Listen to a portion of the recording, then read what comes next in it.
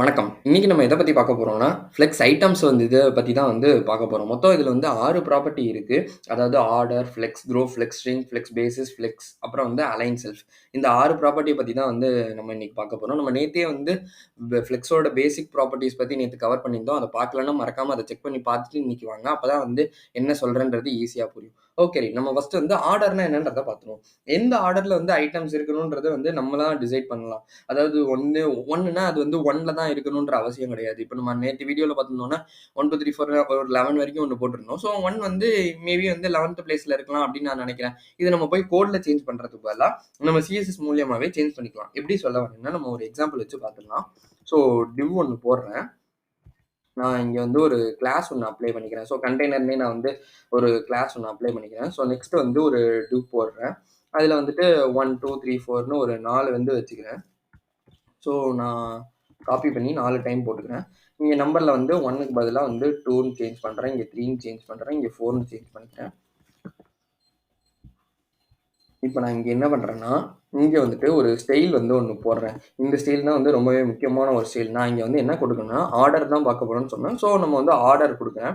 ஆர்டர்ல எனக்கு எப்படி இருக்கணும்னா, இந்த 1 எனக்கு 3 பொசிஷன்ல வேணும் அப்படின்ற மாரி சொன்னேன். இங்க செமிகோலன் தேவையில்ல. ஸோ நான் ரிமூவ் பண்ணிடுறேன். அதே மாரி நான் இந்த ஸ்டைல காப்பி பண்ணிக்கிறேன். காப்பி பண்ணிட்டு இருக்கிற எல்லா டிவ்க்கும் நான் அத அப்ளை பண்றேன். இருக்கிற எல்லா டிவ்க்கும் நான் அத அப்ளை பண்றேன். ஸோ இங்க போட்டு நான் இத போடுறேன். இப்ப நம்ம இங்க இதுக்கு நான் ஆர்டர் சொல்றேன். இந்த 2ன்றது எனக்கு 2லயே இருக்கட்டும். ஸோ அப்படின்னு சொல்லி விட்டுறேன். இது எனக்கு 4ல வரணும். இது எனக்கு 1ல வரணும். இது நம்ம இப்ப நார்மலா போய் ப்ரௌசர்ல பார்க்குறோம். என்ன 2வதுன்றத ஃபர்ஸ்ட் போய் பார்த்துருவோம். ரெஃப்ரெஷ் பண்றேன். இதே தான் வருது பார்த்தீங்களா? ஏன்னா நான் எந்த ஸ்டைலுமே நான் இங்க இந்த கண்டெய்னருக்கோ எதுக்கும் குடுக்கவே இல்ல.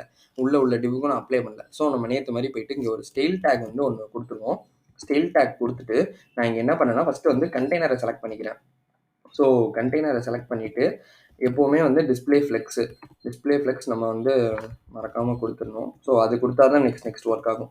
ஸோ டிஸ்பிளே ஃப்ளெக்ஸ் கொடுத்தாச்சு. அப்புறம் அலைன் ஐட்டம்ஸ் நான் ஸ்ட்ரெச் கொடுத்துட்றேன். ஸ்ட்ரெச் கொடுத்துட்டு நெக்ஸ்ட் நான் என்ன பண்ணுறேன்னு பார்த்தீங்கன்னா, ஒரு பேக்ரவுண்ட் கலர் ஒன்று வைக்கிறேன்.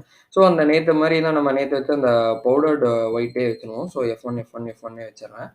ஸோ வச்சுட்டு இப்போ நான் என்ன பண்ணுறேன்னா, உள்ள டிவ்க்கு நான் இப்போ செலக்ட் பண்ணி அதுக்கு ஸ்டைல் அப்ளை பண்ண போகிறேன். ஸோ உள்ள டிவ்வை செலக்ட் பண்ணிட்டேன். செலக்ட் பண்ணிட்டு ஃபர்ஸ்ட் இது இந்த ஸ்டைல் என்ன ஆயிருக்குன்றத ப்ரௌசரில் போய் ரெஃப்ரெஷ் பண்ணி வேணா பார்த்துக்கலாம். ஸோ பார்த்தீங்களா, இப்போவே அந்த சேஞ்ச் தெரிய ஆரம்பிச்சிருச்சு. நான் என்ன கொடுத்துருந்தேன், 4 தான் எனக்கு ஃபர்ஸ்ட்ல வரணும்னு சொல்லி கொடுத்துருந்தேன். ஆர்டர் நம்பர் 1ல வரணும்னு சொல்லி கொடுத்துருந்தேன். ஸோ அது வந்துருச்சு. ஸோ நெக்ஸ்ட் பார்த்தீங்கன்னா 2 ஆர்டர் 2ல தான் இருக்கணும். ஸோ 2 வந்துருச்சு. 3 நம்ம 1 வரணும்னு சொல்லியிருந்தோம். ஸோ 1 வந்துருச்சு. நெக்ஸ்ட் 4த் தான் 3 வரணும்னு சொல்லியிருந்தோம். வந்துருச்சு. இப்போ நம்ம இது இந்த ஆர்டர் ஒர்க் ஆயிடுச்சு. ஸோ நம்ம இது இன்னும் ஸ்டைல் பண்ணி நம்ம நீட்டா எப்படி வைக்கிறதுன்றத பார்த்துடலாம்.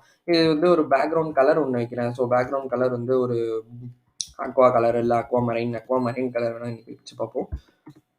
ஸோ வச்சாச்சு. நெக்ஸ்ட் பார்த்தீங்கன்னா, உள்ள கலர் எனக்கு ஒயிட்டா வேணும். ஸோ அப்பதான் எனக்கு பளிச்சுன்னு தெரியுன்றதுனால, இந்த அக்வா மரைனுக்கு ஒயிட் நான் எடுக்கணும்னு நினைக்கல. ஸோ கோரல் வேணா குடுத்துடலாம். ஸோ கோரல் வித் ஒயிட் நல்லா இருக்கும்னு நினைக்கிறேன். ஸோ நெக்ஸ்ட் விட்த் ஒரு 100 பிஎக்ஸ் குடுக்குறேன். அப்புறம் மார்ஜின் குடுக்குறேன். ஸோ மார்ஜின் ஒரு 10 பிஎக்ஸ் இருக்கலாம் அப்படின்னு சொல்லி குடுக்குறேன். ஸோ குடுத்துட்டு நெக்ஸ்ட் பார்த்தீங்கன்னா, டெக்ஸ்ட் எனக்கு சென்டரா வேணும். ஸோ டெக்ஸ்ட் அலைன் சென்டர் பண்ணிடுறேன். நெக்ஸ்ட் ஒரு லைன் ஹைட் ஒரு 15 பிஎக்ஸ் இல்ல 75 பிஎக்ஸ் வேணா குடுத்துப்போம். 75 பிஎக்ஸ் வேணா குடுக்குறேன். ஸோ ரொம்ப பெருசா இருக்கும்னு நினைக்கிறேன். மேபி அப்புறம் பெருசா இருந்தா 15 வேணா குறைச்சுக்கலாம் நம்ம. அப்புறம் ஃபாண்ட் சைஸ் எனக்கு ஃபாண்ட் சைஸ் 30 பிஎக்ஸ் வேணும் அப்படின்னு சொல்லி குடுக்குறேன். இங்க இது எல்லாமே நான் இங்க என்ன போடுறேன், நான் மார்ஜின் போடுறேன், விட்த் போடுறேன், டெக்ஸ்ட் அலைன் போடுறேன், ஃபாண்ட் போடுறேன். இதெல்லாம் நீங்க பார்க்கலன்னா, நம்ம தனித்தனியா நம்மளோட டெடிகேட்டடான வீடியோ இருக்கு. நீங்க சிஎஸ்எஸ் பிளேலிஸ்ட் எடுத்து பார்த்தாலே தெரியும். நான் ஐ பட்டன்லயும் குடுக்குறேன் சிஎஸ்எஸ் பிளேலிஸ்ட்ட. ஸோ மறக்காம எல்லாமே செக் பண்ணி பாருங்க. எல்லாத்துக்கும் டெடிகேட்டடா தனித்தனியா வீடியோ போட்டிருக்கோம். ஸோ இப்போ போய் ப்ரௌசர்ல ரெஃப்ரெஷ் பண்ணி பார்ப்போம். பார்த்தீங்களா, இப்போ நீட்டா வந்துருச்சு. ஸோ 4, 2, 1, 3 இது நம்ம கொடுத்த ஆர்டர்லேயே வந்துருச்சு. இந்த மாதிரி ஆர்டர் நம்ம போய் கோட்ல போய் டிவ்ல HTML போய் சேஞ்ச் பண்ணணுன்ற அவசியம் கிடையாது. சிஎஸ்எஸ்லேயே நம்ம இதெல்லாம் சேஞ்ச் பண்ணிக்கலாம். ஸோ நெக்ஸ்ட் என்ன பார்க்க போறோம்னு பார்த்தீங்கன்னா, ஃப்ளெக்ஸ் க்ரோனா என்னன்றதை பற்றி தான் பார்க்க போறோம். எந்த ஐட்டம் எவ்வளோ பெருசா வேணும் அந்த மாதிரி உள்ள ஸ்டைல்லாம் வச்சுக்கலாம். நம்ம இப்போ இங்க சிஎஸ்எஸ்ல எதுவுமே சேஞ்ச் பண்ண வேணாம். நம்ம நேரா போயிட்டு HTMLல போயிட்டு நான் எப்படி சொல்றேன்னா, எந்த ஐட்டம் எவ்வளோ பெருசா வேணும்னா, இப்ப வந்து இந்த 4 வந்து பெருசா வேணும், 2 வந்து பெருசா வேணும் அப்படின்னு சொல்றது தான். ஸோ நம்ம அதுக்கு போய் தனியா போய் விட்த் அப்ளை பண்றதுக்கு பதிலா, இப்ப எனக்கு வந்து இந்த ஃப்ளெக்ஸ்லயே நான் வந்து சேஞ்ச் பண்ணிக்கலாம். ஸோ நான் இங்க என்ன பண்றேன்னா, ஃப்ளெக்ஸ் க்ரோ வந்து 1ன்னு வைக்கிறேன். ஸோ இந்த இடத்துல செமிகோலன் தேவையில்ல. ஸோ ஃப்ளெக்ஸ் க்ரோ வந்து 1ன்னு வைக்கிறேன். இதுலயும் வந்து டிஃபால்ட் ப்ராப்பர்ட்டி வந்து 1 தான். ஸோ வந்து 1, 1ன்னு ஃபர்ஸ்ட் 2த்துக்கும் வச்சுக்கிறேன். 4த் ஒன்னுக்கு மட்டும் நான் ஃப்ளெக்ஸ் க்ரோ வந்து 8ன்னு வச்சுக்கிறேன். ஸோ 8 வச்சா என்ன நடக்கும்ன்றத பார்ப்போம். இப்போ நான் இந்த ஆர்டரை வந்து இந்த தூக்கிறேன். இந்த ஸ்டைல் வந்து நமக்கு தேவையில்ல. ஸோ 3 வந்து அப்படியே சும்மாவே இருக்கட்டும். ஸோ இப்போ போய் ப்ரௌசரில் என்ன ரெண்டர் ஆகுன்றதை பார்த்துறோம். பார்த்தீங்களா? அதாவது வந்து அந்த 8 உள்ளது மட்டும் நிறைய ஸ்பேஸ் எடுத்துக்குது. அந்த ஃப்ளெக்ஸில் வந்து நிறைய ஸ்பேஸ் 8 மட்டும் எடுத்துக்குது. மீதி எல்லாமே வந்து ஒரு ஒரு ஸ்பேஸ் எடுத்தது. இந்த சின்னது இந்த 3 மட்டும் வந்து டிஃபால்ட்டான ஒரு ஸ்பேஸ் வந்து எடுத்துக்குது. ஓகே. இதுதான் வந்து ஃப்ளெக்ஸ் க்ரோ. இப்ப நம்ம போயிட்டு இதுக்கு வந்து எப்படி நம்ம நார்மலா எப்படி யோசிச்சுட்டு போனா வந்து வித்லயே போயிட்டு வந்து ஒரு 4த்துக்கு மட்டும் வந்து நெறையா வித் வந்து குடுத்தா வந்து அந்த மாரி பெருசாயிடும் அப்படின்றது. இது நம்ம அந்த ரெஸ்பான்சிவான லேஅவுட் பிளஸ் அ ஈஸியா பண்ணணுன்றதுக்காக தான் வந்து ஃப்ளெக்ஸ்பாக்ஸே வந்துச்சு. ஃப்ளெக்ஸ்பாக்ஸ்ல எவ்வளோ பண்ண முடியுமோ அந்த அளவுக்கு நம்ம அத யுட்டிலைஸ் பண்ணிக்கிட்டா வந்து பேஜோட லேஅவுட் வந்து ரொம்பவே சூப்பரா இருக்கும். இது வந்து நம்ம எத பத்தி பார்க்க போறோம்னு பார்த்தீங்கன்னா, ஃப்ளெக்ஸ் ஷ்ரிங்க் ப்ராப்பர்ட்டிய பத்தி தான் வந்து பார்க்க போறோம். ஃப்ளெக்ஸ் ஷ்ரிங்க்னா வேற ஒண்ணுமே இல்லங்க.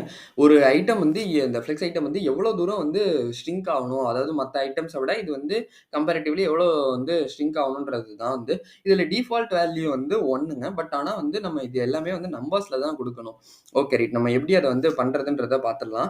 நான் ஃபர்ஸ்ட்டு வந்து நம்ம ஸ்டைல் டேக் எல்லாம் கரெக்ட்டா இருக்கான்னு பார்த்துக்கிறேன். ஸோ வந்து டிஸ்ப்ளே ஃப்ளெக்ஸ் குடுத்துருக்கோம். அலைன் ஐட்டம்ஸ் வந்து நான் ஸ்ட்ரெச் குடுத்துடுறேன். இப்ப இங்க அலைன் செல்ஃப்ன்றது இங்க தேவையில்ல. ஸோ அத ரிமூவ் பண்ணிடுறேன். இப்ப கண்டெய்னர் டிவ்ல பார்த்தீங்கன்னா, பேக்கிரவுண்ட் கலர் கோரல் இதெல்லாம் வந்து நம்ம கரெக்ட்டா தான் குடுத்துருக்கோம். ஸோ நம்ம லைன் ஹைட் வச்சிருக்கோம். லைன் எல்லாமே இருக்கு. So okay. நம்ம நெக்ஸ்ட் வந்து எப்படி வந்து அந்த HTMLல வந்து அந்த இத அப்ளை பண்றதுன்றத பார்த்துடலாம். இப்போ வந்து நான் வந்துட்டு செகண்ட்ல வந்துட்டு ஸ்டைல்ல வந்துட்டு ஃப்ளெக்ஸ் ரிங்க் ஆஃப் 0ன்னு வந்து ஃப்ளெக்ஸ் ரிங்க் ஆஃப் ஃபர்ஸ்ட் வந்து நம்ம 0 குடுத்து பார்ப்போம் என்ன நடக்குதுன்றத. ஸோ 0 குடுக்குறேன். இப்ப பார்த்தீங்கன்னா, உங்களுக்கு அந்த எதுவுமே வந்து சேஞ்ச் நடக்காத மாரி தான் இருக்கும். ஸோ வந்து ஏன் அப்படி நடக்குது அப்படின்னா, இங்க நம்ம வந்து ஒரு 4 தான் குடுத்துருக்கோம். மத்த ஸ்பேஸ் வந்து அப்படியே இருக்குன்றதுனால, அது வந்து அந்த ஸ்பேஸ வந்து எடுத்துக்குது. நான் இங்க வந்து ஸ்பாம் பண்றேன் அந்த 4 நான் இங்க நம்பர் மட்டும் சேஞ்ச் பண்ணிக்கிறேன். 5, 6, 7, 8, 9, 10 இப்ப 10 போதும்னு நெனைக்கிறேன். சரி ஓகே 11ஓட நிறுத்திடலாம் நம்ம. இந்த 2த்தையும் கமெண்ட் பண்ணிப்போம். வேணும்னா நம்ம வந்து ஆட் பண்ணிக்கலாம். ஸோ ஃப்ளெக்ஸ் சிங்க் ஆஃப் 0 போட்டிருக்கேன். இப்ப என்ன நடக்குதுன்றத பார்த்துடலாம்.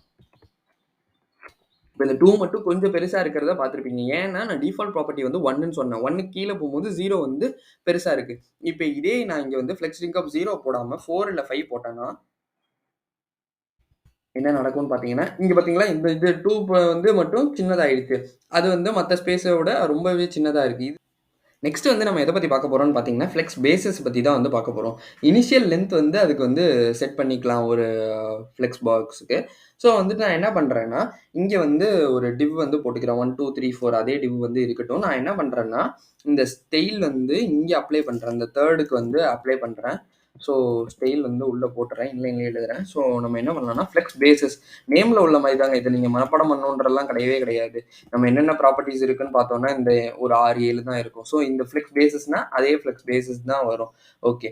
நம்ம இங்க வந்து ஃப்ளெக்ஸ் பேசிஸ் வந்து நான் 200 பிஎக்ஸ் வந்து குடுத்துக்கிறேன். மீதி எல்லாத்துக்கும் வந்து அதே இருக்கட்டும் நான் விட்டுர்றேன். இப்ப போய் ப்ரௌசர்ல என்ன ரெண்டர் ஆகுதுன்றத பார்த்துடலாம். பார்த்தீங்களா?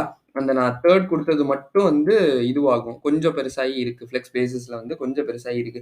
நீங்க இத நினைக்கலாம் ஃப்ளெக்ஸ் க்ரோலயே வந்து போடலாம்னு சொல்லிட்டு. ஃப்ளெக்ஸ் க்ரோல வந்து நீங்க உங்களுக்கு எவ்வளோ சைஸ் வேணுமோ போட முடியாது. இப்ப வந்து அந்த நம்பர்ஸ்ல தான் குடுக்க முடியும். பட் இதுல வந்து பிக்சல்ஸ்ல வந்து குடுத்துக்கலாம்.